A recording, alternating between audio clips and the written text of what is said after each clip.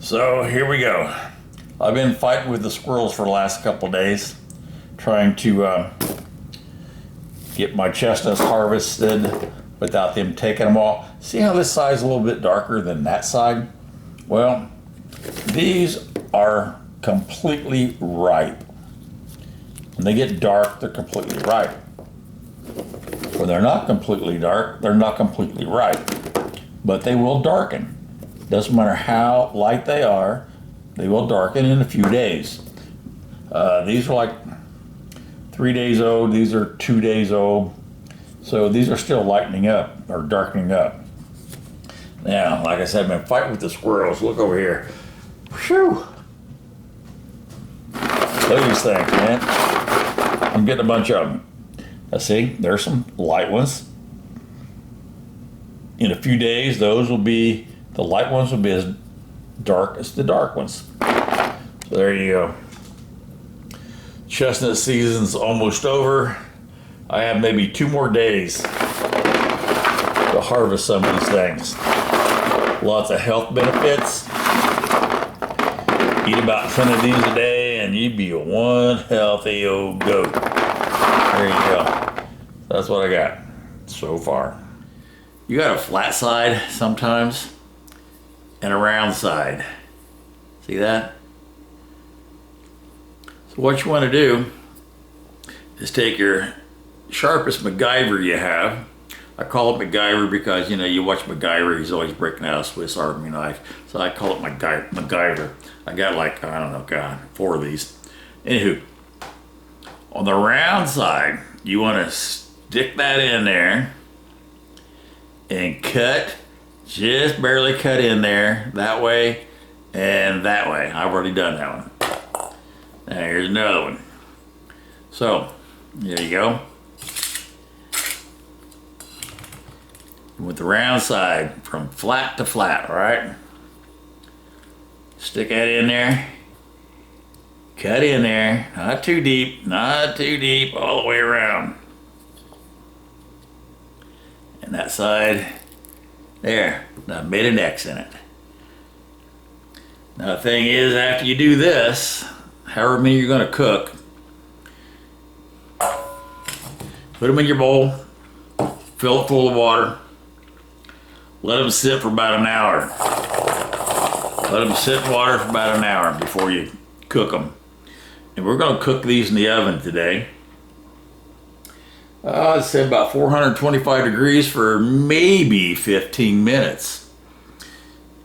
Sometimes they get done sooner, sometimes they won't. And what happens is where you've made these knife cuts, they'll start splitting. And after they split and curl up, that's when you're ready to eat them. So I'm not cooking a lot today, just a few. And make sure you put the nuts down with the cuts facing upward. And I know you look at videos online and you'll see these nuts and they'll be like size of eggs. Well, that's a different variety than what I've got. So this just came out of my yard. Let's get these in the oven. So this is what we're looking for.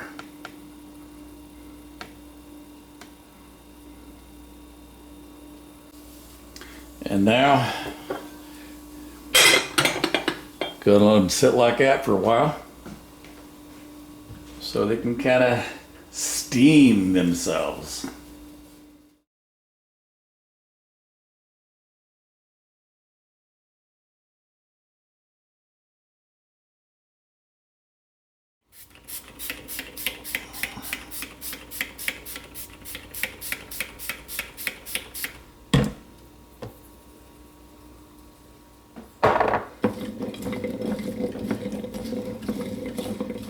There we go. Now we're gonna try this out. Here we go. I'm gonna try steaming some. There's some down in there. We're gonna try steaming these. See how they come out. All right, it's been 20 minutes.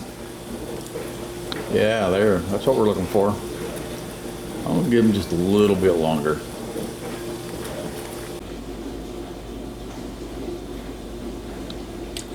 Yeah, not the best way to do it. It's kind of like when you peel the shells off, it's almost like peeling a mashed potato. But the consistency of these is awesome. They're super soft and creamy. They're still an awesome flavor. Alrighty then, I pre-peeled some. It's kind of a pain in the butt, but it can be done.